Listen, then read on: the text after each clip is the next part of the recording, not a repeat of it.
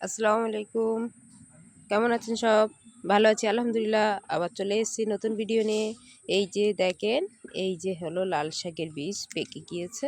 এইগুলো এখন আমি যে ড্রামটা আমি কিনেছিলাম 500 টাকায়, সেটাই এখন আমি এগুলো ছিঁড়ে দিয়ে কিছুই লাগবে না। এতে সব সার বলতে কিছুই দেওয়া নেই, শুধু কাঠের গুঁড়ো। তাতে দিয়ে আমি এই যে দানাগুলো বার হয়েছে, দেখেন কালো কালো, এইভাবে দিয়ে ছড়িয়ে দেবো। লাল শাকের বীজ পুরো বার হয়ে যাবে। সব বার হয়ে গেলে আবার নতুন করে লাল শাক পেয়ে যাব। যে টাইমটায় বসাতে হয়, লাল শাকের কোনো টাইম নেই, যখন খুশি বসালে লাল শাক ভালোভাবে হয়। তো যতটা পারবেন এখান থেকে ছিঁড়ে আপনি গিয়ে বসিয়ে দিতে পারবেন। তো এইভাবে সমস্ত গাছে সব ছড়িয়ে দিচ্ছি।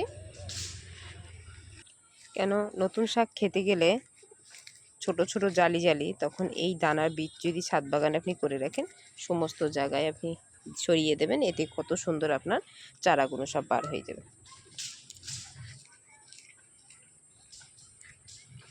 সবই ছড়িয়ে দিলাম, এরম হাত দিয়ে কিছুই করতে হবে না। বৃষ্টি হচ্ছে, বৃষ্টির পানিতে সমস্ত সব চারা বার হয়ে যাবে। তো দেখেন, আজকে এই পর্যন্ত ভিডিও থাকলো।